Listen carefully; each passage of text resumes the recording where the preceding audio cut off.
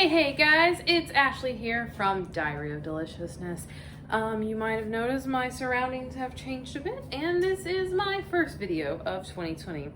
I'm sorry for the delay, but life has, well, happened.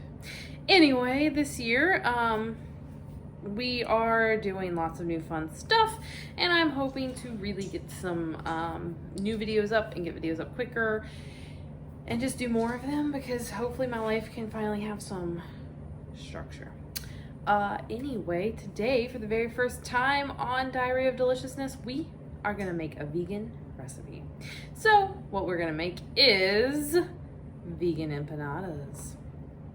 Be impressed. I was super impressed. My friend made them for me, and I was like eating them, and I'm like, oh, these are so good. And she was like, oh, by the way, they're vegan. And I was like, what? And then I brought some home to Nicholas, and he was like, these empanadas are so good. Tell Lisa they're amazing, blah, blah, blah, right? And I go, oh, really? Because Nick's all like, doesn't do that, you know? And then I said, you know what? He said, what? I said, they're vegan. Dun, dun, dun. So anyway, let's get to it. Alrighty, guys. Sorry, my Christmas decorations are still up. My tree, there. My signs, there. There's more stuff out there everywhere else. You just can't see it. I'm working on getting it taken down, but it's a process. Anyway, the things you're gonna need. First off, we have empanada discs. These are Goya brand. After I bought them, because I'm not vegan and I bought everything else that was vegan, I was like, oh crud, what if they're not? But I made them before, and I don't think that you could get any brand of empanada shells that are discs that are not vegan, because it's literally water, vegetable shortening, and flour. I might do a video on it later. One time myself and one of my really super good friends, it was Hispanic Heritage Week at school where I used to work as the chef, and we made about 400 of them, and it was a lot.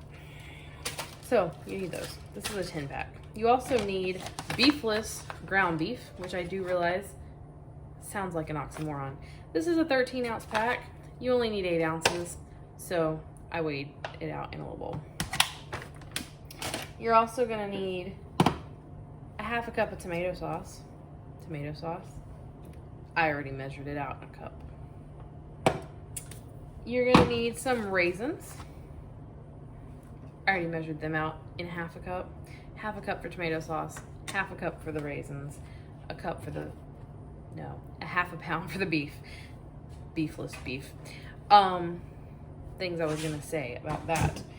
The raisins. When I ate these for the first time, I was like, what is that sweet? I don't know, it was different because I'd never had raisins in my empanadas before, but it was great. You're gonna need half a cup of yellow onion diced,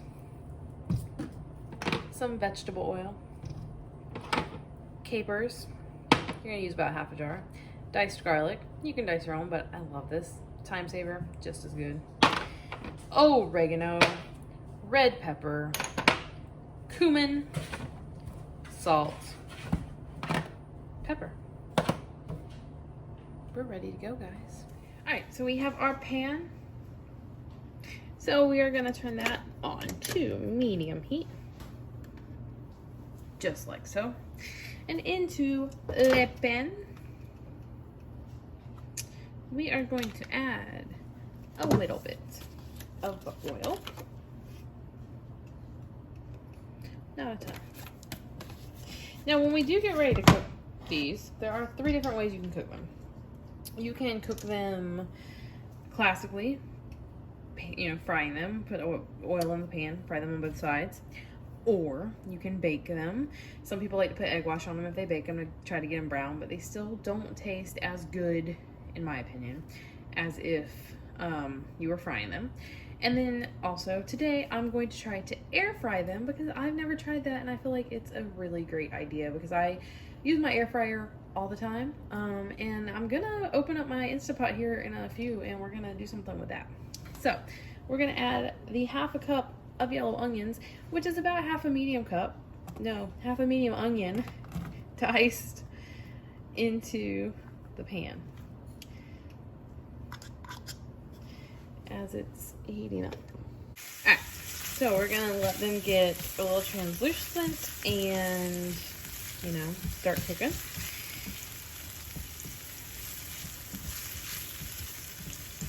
And also, we're gonna go ahead and add in the beefless beef. Now, if you don't want this to be vegan, obviously, you can use regular ground beef, ground turkey, whatever. Also, instead of capers, you can use olives. But I just think the capers give it a little bit more, just like a different dimension, you know, a little, kind of like the raisins, a little unusual. And then also, a lot of people don't really know what capers are. So pop quiz, you have 5 seconds to answer. What is a caper? 1, 2, 3, 4, 5. Okay. So the caper is the unopened bud of a Mediterranean flower. So it's pretty cool because, like, I don't know, if somebody just said randomly to me at one point in life, what's a caper? I wouldn't even know what to begin to, like, say it was. Alright, so the meat and the onions. But the meat has to cook for 4 to 5 minutes, and the onions are in there. So we're gonna let that take shape, and I'll be right back. Okay, we're gonna go ahead and add in our seasonings also. I did forget, you guys should add the garlic before you toss in the beef, but it's fine. So it's a tablespoon of garlic.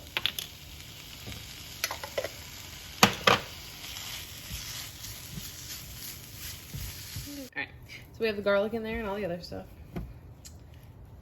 And I turned the temperature down because Nicholas called me on the phone. So that's fine. It'll get heated back up real quick.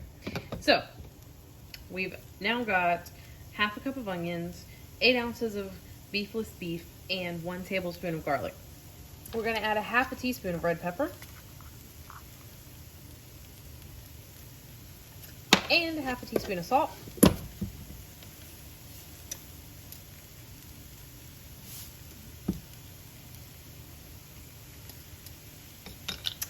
And a teaspoon of oregano. We'll get it all mixed in. And a teaspoon of cumin. I like cumin. And then a 1/4 of a teaspoon of pepper. Black. Everybody always, like, certain recipes and stuff, especially in culinary school, everything called for white pepper. And I don't get it. It was, and literally, it's just so, sorry. It's just so you don't see it in your food. And I'm like, I don't really care. So we're literally just gonna mix this up so that it's all nice and mixed. And we're gonna add in the tomato sauce.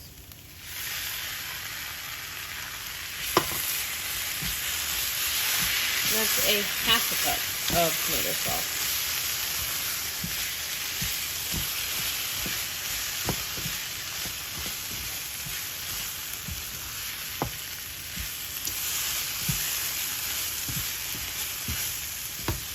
I feel like I need a spoon.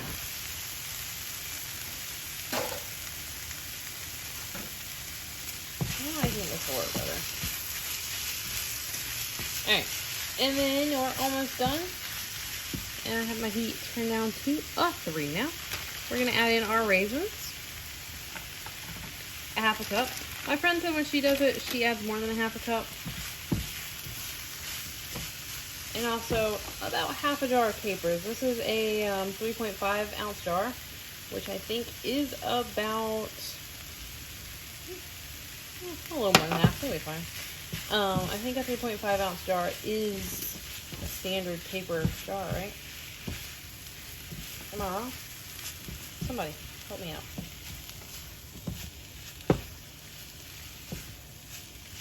Alright. Alright, so technically, this is currently picadillo. Which is basically an empanada filling that's not an empanada. You can eat this over rice. As a Puerto Rican, 3% Puerto Rican person would suggest. But we're not we're gonna take it one step further. Another thing about this technically being picadillo is that if you have leftovers, put it over rice later. All right, so you're gonna take a nice tablespoon, just like a kitchen tablespoon, or a kitchen tablespoon, and just put some in the middle. Nice blob. Then fold them in half. They come with those little patches of paper, which are great. Take a fork and crimp the edges. Now make sure that they are tight and sealed, because if you fry them and they are not sealed, then the topping comes out and it's just bad, or the filling comes out and it's bad. And if not, like in the oven, they just kind of dry out and fold open, so like the inside doesn't get fried and start floating around in your grease like they do if they're fried, if you're frying them.